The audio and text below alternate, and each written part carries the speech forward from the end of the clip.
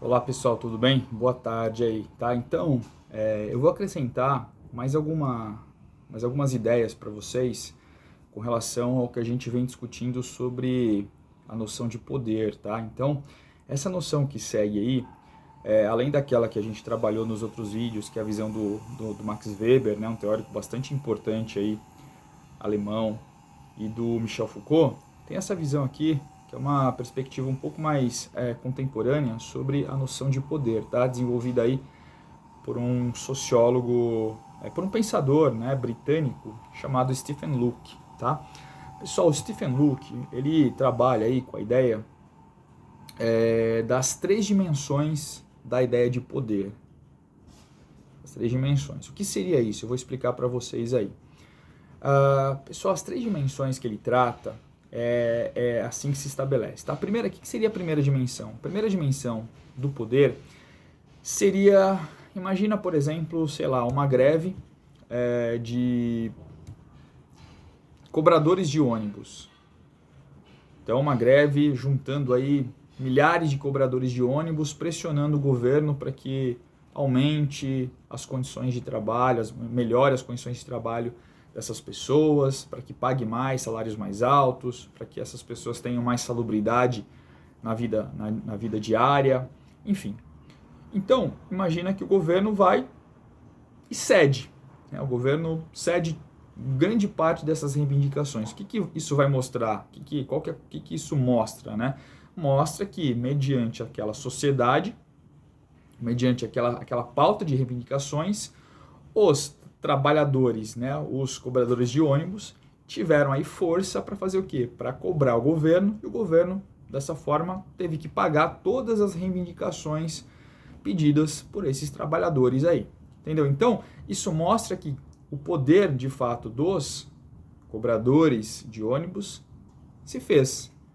Quem está com o poder, quem teve força para cobrar essas reivindicações? Os trabalhadores, os cobradores de ônibus. Entendeu? Então, essa, pessoal, seria aí uma visão que o Stephen Locke, né, chama de visão unidimensional, né, uma visão, então, mais clássica aí de poder, né, aquela visão que, por muito, né, trabalhada pelo Max Weber, como a gente estudou aí, a gente viu nesse outro vídeo, tá? Então, uma visão mais tradicional. A segunda dimensão, ou a visão bidimensional do poder, pessoal, é assim, é aquilo que vem à tona, certo? Aquilo que vem ou não à tona, certo? Então, muitas vezes a gente sabe, né, pessoal, que o que vem à tona, né, numa determinada sociedade está relacionado aí com os meios de comunicação, com a mídia, que pode ser hoje a mídia impressa, né, os jornais, as revistas, de um lado, né? Ou a mídia virtual, como por exemplo as redes sociais, o Facebook, o Twitter, o YouTube, enfim, as mídias, as redes sociais, o Instagram, as redes sociais, certo? Então, o que vem à tona ou não, certo? Então, a ideia é essa, tá? Então a gente sabe que muitos países, como por exemplo a China bloqueia, por exemplo, ali conteúdos veiculados pelo Facebook. A gente sabe disso, que na Coreia do Norte, né, o exemplo clássico aí maior de exemplo, né, onde as mídias, né, jornais são censurados, é a Coreia do Norte, né, Irã.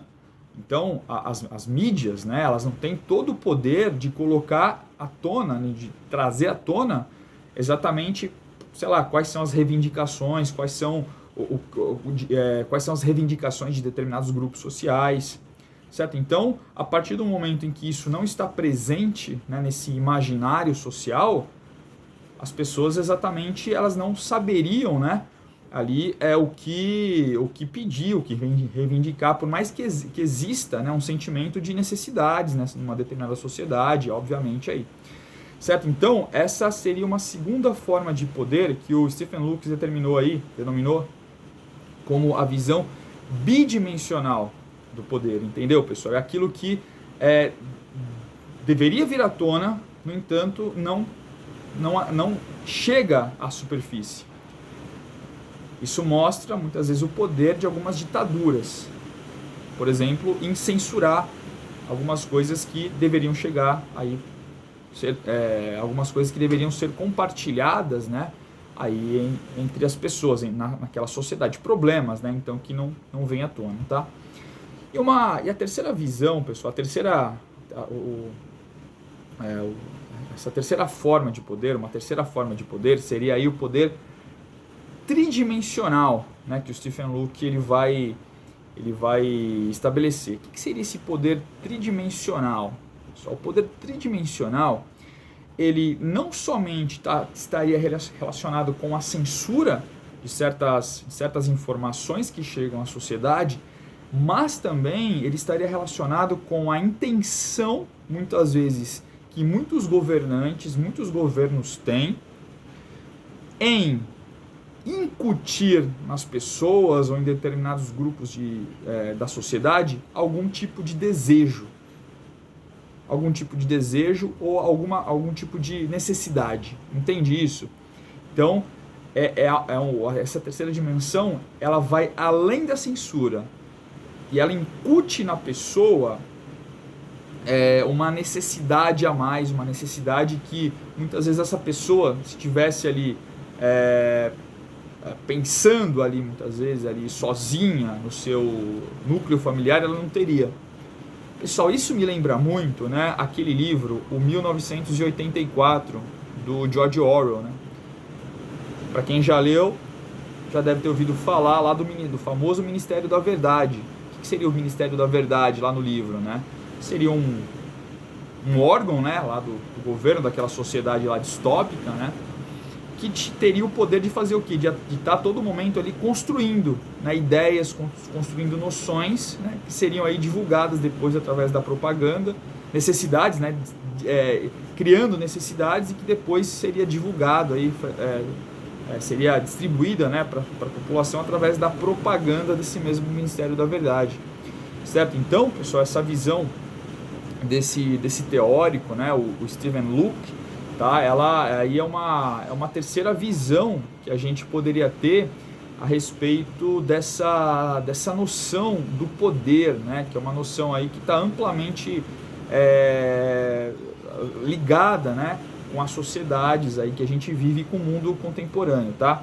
Essa visão do Stephen Luke, tá, pessoal, ela até certa medida é uma visão que traz aí alguns aspectos do que a gente chama aí de escola de Frankfurt, né? Que desenvolveu o que a gente chama lá de teoria crítica, né?